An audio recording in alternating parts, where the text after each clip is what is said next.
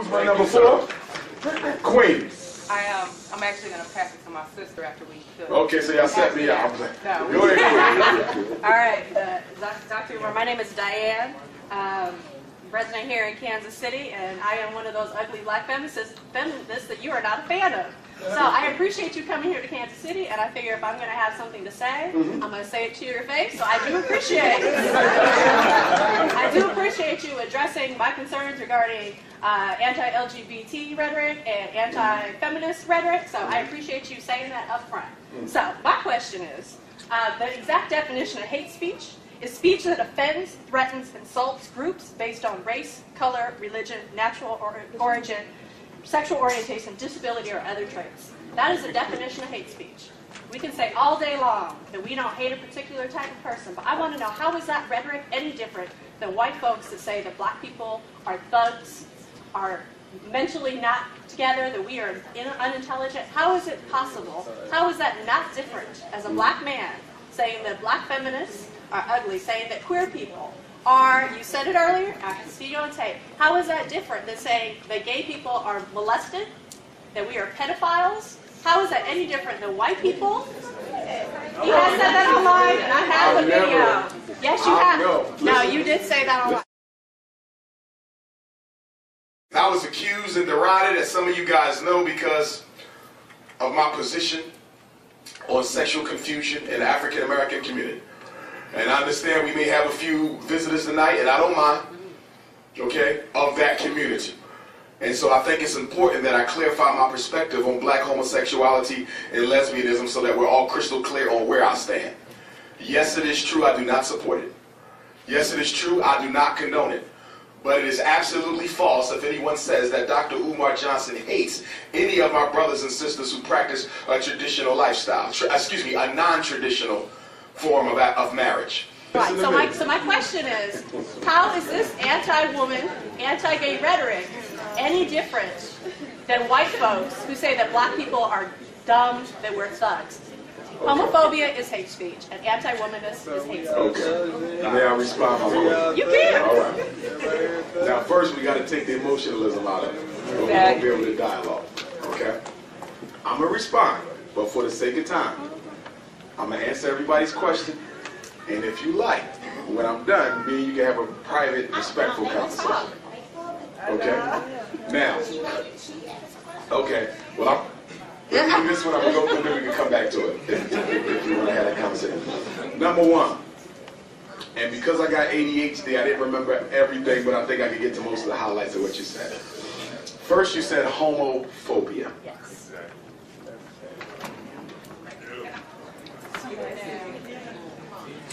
Oh, you're going to tell me that it's a mental illness from an outdated DSM-3 that was abolished in 1973?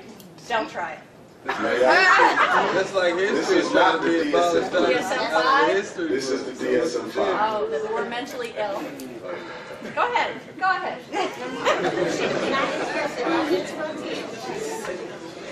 I just want to hear you answer the question.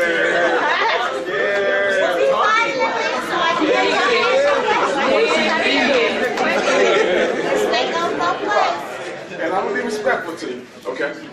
I didn't pick this up to talk about the fact that homosexuality was a mental illness in this book until 1974.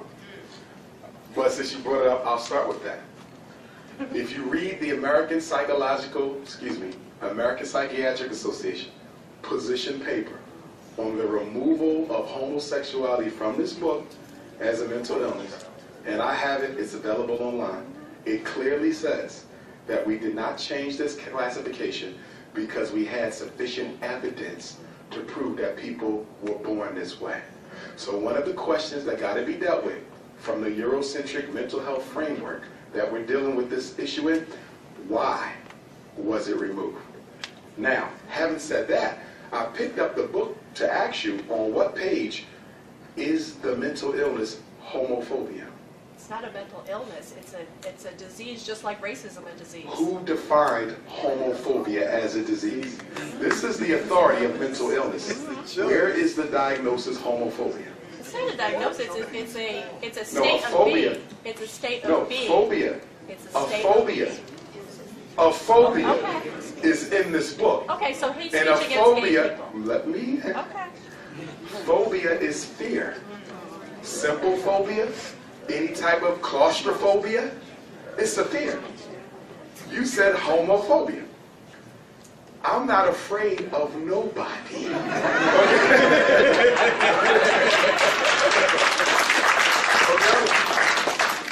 I've been asked by homosexuals and lesbians to have conversations with them on their radio shows. I normally accept the invitation for respectful dialogue. I don't run from the opportunity if it's going to be respectful. Now, I stand by my position as a psychologist, as an educator, as a therapist for normally 20 years. And in 95% of the cases of gay and lesbians I personally know and met and worked with, most of them were victims of sexual abuse as children. I'm speaking not what some white person wrote in some research study. I'm telling you what I know. Amongst black folk, it is a pathology born of childhood sexual victimization. Denial is at the root of all mental illness. It's easy to say, I was born like this, so I don't have to deal with the pain that triggered it. Now. Hi, I'm Dr. Boyce Watkins from Your Black World, and welcome to Dr. Boyce and Noma Langa. I'm here with Noma Langa Mushali Moses from HealthyBlackWoman.com. How are you doing today, Noma? I'm doing great, Boyce. How are you? I'm doing really well, but not as well as you. You're all the way in Botswana today, so Yeah. reporting from Africa. How awesome is that? So how was your trip? Everything's great. I'm enjoying some warm weather after being buried in snow in Boston. Oh gosh, I bet that's an amazing switch. I mean, what's the temperature there? Today was 100-degree day, if not and thereabouts. And I take it it's not 100 degrees in Boston. Not even half or a quarter. No, maybe a quarter of that. 25 degrees, 17 degrees, I think, or something like that. Maybe you'll get 100 feet of snow or negative 100 degrees, but not 100 degrees. Yeah, in Boston can't get that warm in the summertime. We know that.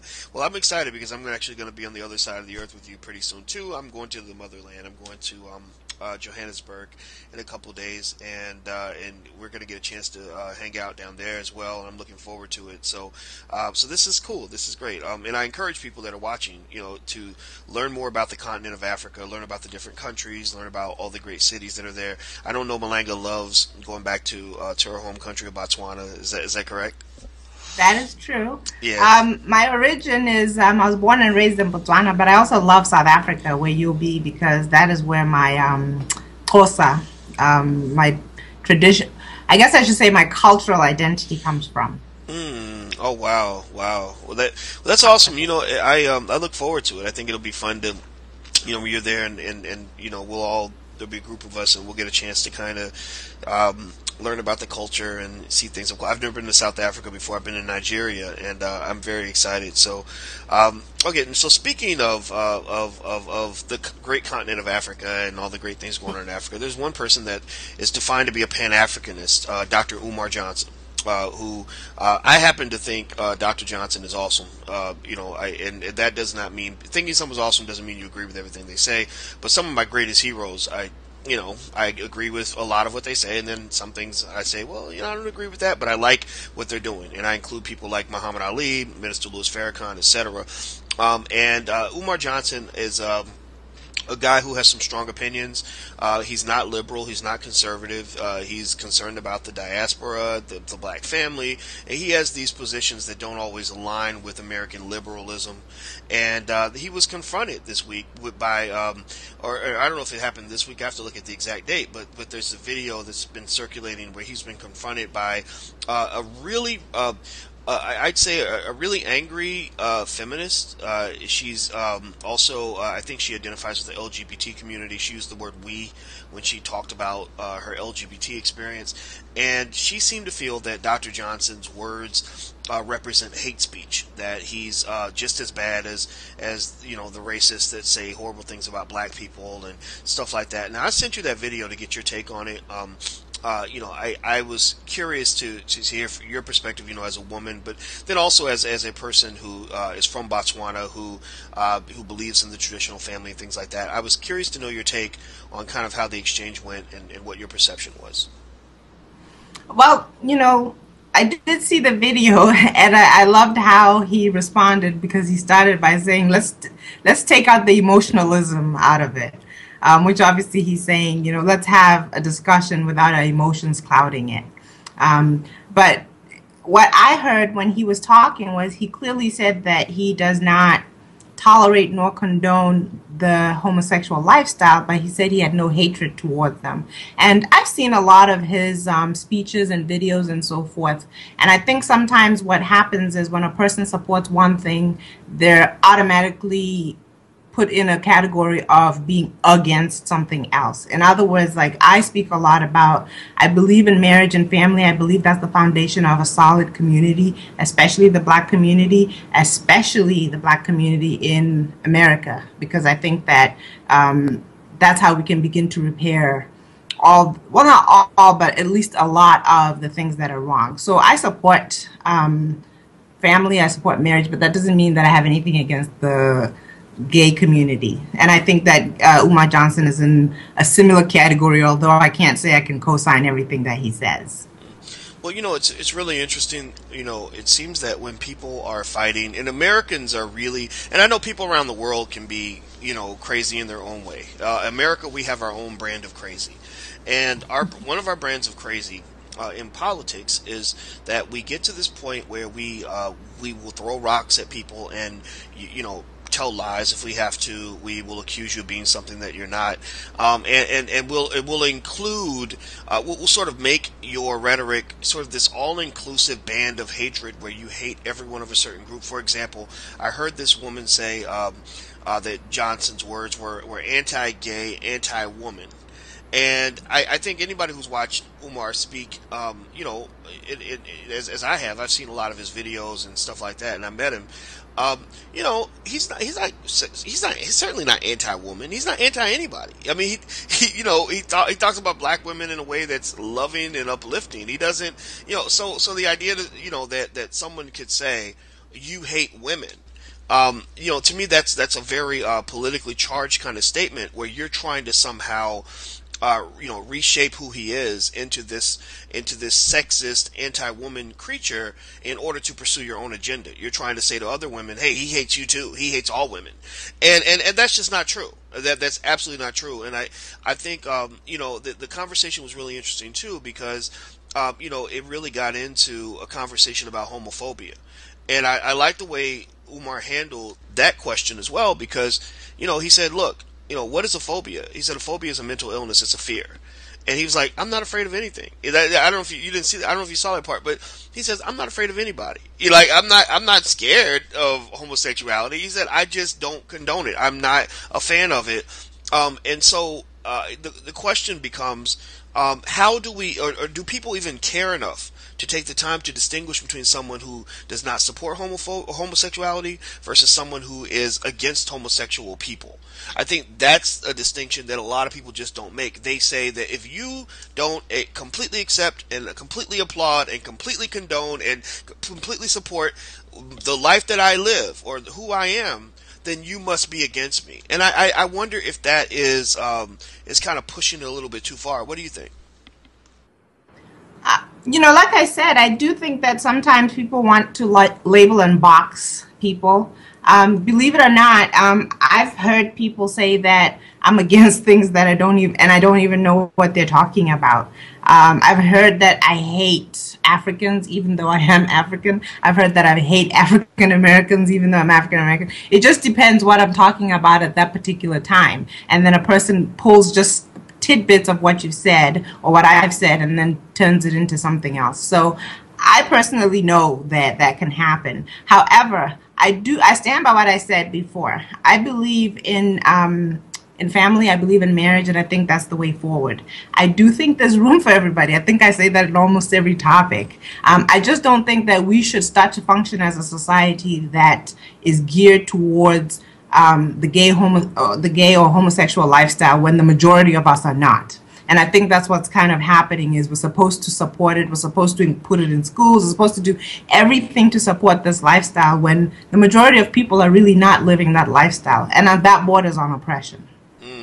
Well, I definitely can say that I know a lot of people who feel they feel pressured to sort of conform to things that they're not comfortable with, and a lot of it's happened really under Obama. I mean, the President Obama has really, really pushed this issue. It's very personal to him. I don't know exactly why, but it's something that's really close to his heart, and I think that it's interesting that that we've gotten to the point where I think a lot of people are just kind of tired of being told that they have to appreciate something or want to be connected to something that they may not necessarily want to be connected to. I don't think they necessarily care one way or the other, but I think to sort of jump out and to call. I understand the hurt that may come from abused people or people who've been disrespected by society, absolutely. But to kind of jump out and ambush Umar Johnson, for example, and say you're anti-gay, you're anti-woman, you're anti.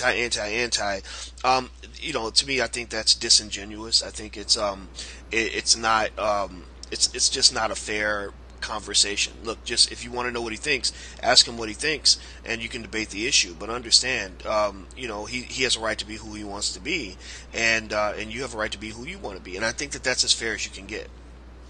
Right. And the other thing I wanted to say is she said he was anti-womanist, which is another word that I suppose is supposed to differentiate some form of feminism. But, womanist or feminist, it's the same kind of thing. And again, one thing I will say about feminism is sometimes when people hear me talking, they think I'm a feminist because I talk a lot about women being empowered. I talk about women being treated fairly, women standing up, being confident, all those things. So people think, oh, you're a feminist. And I'm like, no, I'm not. I never will be. And the reason why I say that is because, having lived in the U.S. probably not more, but actually my whole adult life, I've seen what feminism is about, and I don't want to be associated with that. In fact, I was participating in a Facebook discussion just earlier today, and I said that, we can push for women to be treated fairly, we can empower women, we can do all kinds of things for women without wearing a title that immediately throws us into this category that was created by white women all that time ago for their own cause that had nothing to do with us.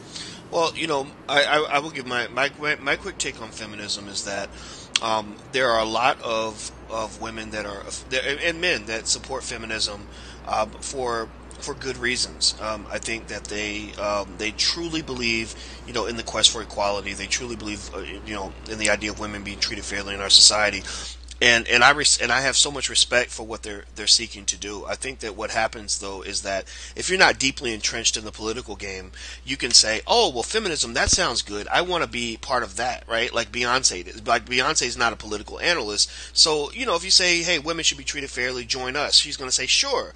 But here's the thing, you've got these political operatives almost, these individuals that are deeply entrenched in the game who are manipulating these masses into, very distorted positions that are just, that are untruthful, that are unhealthy, that are hurtful to other people, that are oppressive, and that are destructive to our society and to the black family. And so I would say it's almost like you've got this crust of feminism where they're pushing the whole image of feminism in the wrong direction. They're hurting the cause of feminism because they're getting to the point where they are actually hurting other people in order to get their point across or to pursue their agenda. It becomes very anti-man after, for some after a point. And I think that's what turns a lot of people off. So I think that, someone needs to really reclaim feminism so that it does become more palatable to the masses. Because I think 10 years ago, 20 years ago, someone like you would have said, yes, I want, I'm okay with feminism. I want to be a part of that. But I think when you get to the point where people are just telling lies and attacking people and, oh, you're anti-woman because you won't agree with everything I say. Nobody wants to be a part of that. It comes off very, very nasty, very angry, very hurt. You know, and it's just not fair. And that's why I can't. There was a time, literally, Norma, where I used to say, yeah, sure, I'll be a feminist because I have daughters. I want women to be Me treated fairly. too. Right, but once I did my research and I started seeing, you know, how some people, not all, some feminists operate, I said I can't be a part of this. This is a lie. Like, these people are, some of them are really hurting other people, and I can't be a part of this street gang. It can become like a political street gang, Exactly. and I don't want a part of that. So I'll let you get the last word. Yeah, I'm having a hard time remembering the name of the young woman who spoke at the Oscars. The video's been going around, and there's articles been written about it. Her last name, I think, is Arquette. But one of the things that she said was that black people should support white women in feminism. The gay people should support white women to gain equality. And again, that's where we can get to the bottom of this issue. Where, wait a minute, so we're supposed to abandon the things that mean something to us, our struggles, what we've been pushing for so long, and take a privileged white woman in Hollywood's position? That doesn't even make any sense. And when I started to look at some of the messages that were coming through feminism, I started to see that it was just not for me. I don't want the destruction of the black family. I'm actually on the very, very opposite end of the spectrum. And there are feminists who will say, no, that's not what it's about. But unfortunately, there's a loud voice that says that that's what it's about. Yeah, absolutely. And any, you know, anybody who wants to chastise you for having your view should know that you're a strong, empowered woman. You know, your husband doesn't, you know, he respects you, and you have a wonderful family, and you have a partnership. You and your husband really love each other. He loves you. You love him back, and there's harmony there. You know, and I Right. think that's what you can achieve, you know, when you're not so focused on emasculation and constantly winning and all these other things. So, you know, again, you know, respect to those feminists who are doing it for the right reasons, but I think those who are operating in a dirty fashion, I don't respect that. I don't support that. I think it's wrong. I think it's hurtful to the black family, and I will never align myself with anything that's that destructive. So, thank you very much, Noma. I appreciate your time. Thank you. And everybody, this is Noma Lango Mashali Moses from HealthyBlackWoman.com. I am Dr. Boyce Watkins from Your Black World. And until we meet again, please stay strong, be blessed, and be educated. We are gone. Peace.